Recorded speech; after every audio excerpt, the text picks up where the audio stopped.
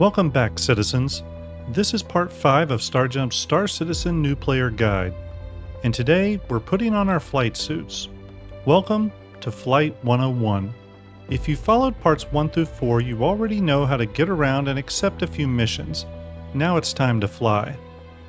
We'll cover everything from summoning your ship to landing without turning your ship into a fireball. Just remember that this video is going to cover the absolute basics of ships and flight.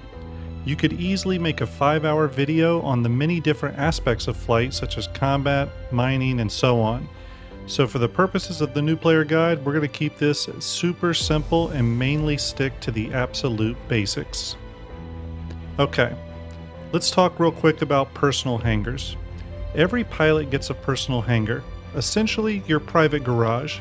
Depending on your starter package and the size of the largest ship you own, it could either be a small hangar or a massive hangar. As such, personal hangars come in different types depending on your location, and of course, like I said, the different sizes of ships that you own. Next, let's talk about the ASOP terminals. You may have heard this term before. ASOP stands for Automated Ship Operations Platform. It's your ship vending machine, essentially. You can find these in your hangar and in the lobbies of spaceports.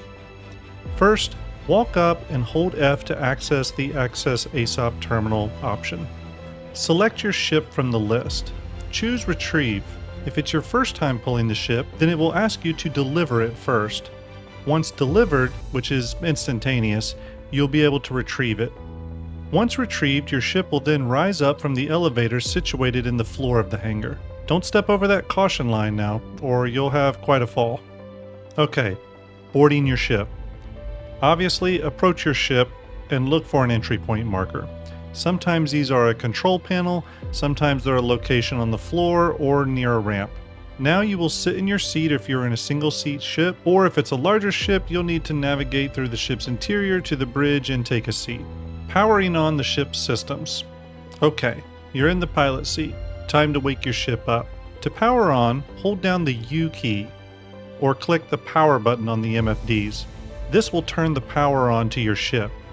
You will see your HUD activate as well as your MFDs turn on. Now you will still have to click the Flight Ready button or Alt-R to take off. You can also just hit Alt-R to go directly to Flight Ready, which is a faster way to get the engines powered on and allows you to take off a bit quicker. Alright, let's talk a bit about your MFDs. The MFDs stands for Multifunction Displays. Think of them as your cockpit's iPads.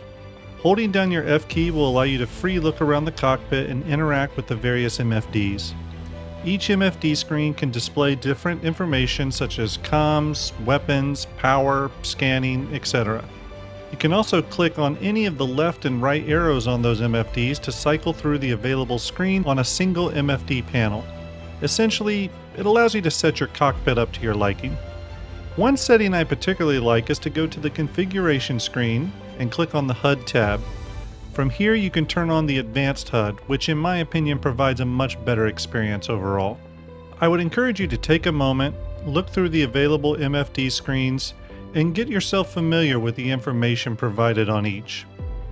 Okay, time to call ATC and take off. You can hold down your F key and go to your MFDs and scroll to the right until you see the communications panel. From there you can click the Hail button next to your location's landing services. You can also directly open the comms MFD by pressing the F11 key, going to the Friends tab, and clicking the arrow next to the local landing services. ATC will then grant you departure and will automatically open the hangar doors. Now, sometimes you may be put in a queue if there's a lot of air traffic currently going on, so pay attention to that call out. Now press the space bar on your keyboard to fly directly up and out of your top-orientated hangar, or lift up your ship with the space bar and go forward a bit with the W key to exit a traditional front door hangar. Remember, you have an additional flight mode called VTOL, and it is toggled off or on via the K key. Finally, the landing gear is extended or retracted via the N key. Okay, flight basics. It's important to know that there are two core flight modes: SCM, Standard Cruise Mode, and Nav Mode, or Navigation Mode. There's some critical differences between these two flight modes. With SCM mode, You have a top speed of around 220 meters per second. You have full maneuverability. You have full weapon control, and you have shields. So this is the flight mode that you would do dogfighting in or combat. Nav mode. Nav mode has a couple of key differences. First, quantum travel is enabled in this mode. You have reduced pitch and yaw. You do not have access to your shields, and you also do not have access to any weapons. This mode is primarily used for traveling the verse either through quantum or at a higher rate of speed. You can toggle between these two flight modes by hitting the B button. Okay, coupled versus decoupled flight. Coupled flight, which is usually on by default, means that the ship's nose and its direction of movement are linked, behaving more like a traditional aircraft. Decoupled flight mode, which you can access via the left shift and C key, allows a ship to continue moving along a velocity vector even after the pilot stops applying forward thrust. This is a more realistic representation of spaceflight.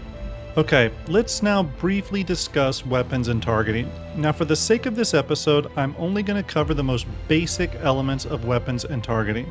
First and foremost, your left trigger is your primary weapon trigger. Hitting the right mouse button will put you into sort of a precision targeting mode. On your weapons MFD, you will be able to see your weapons groups.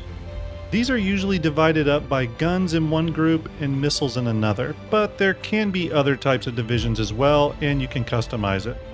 You toggle between your weapons groups by clicking down on your mouse wheel. However, remember these key bindings can be changed to whatever you prefer.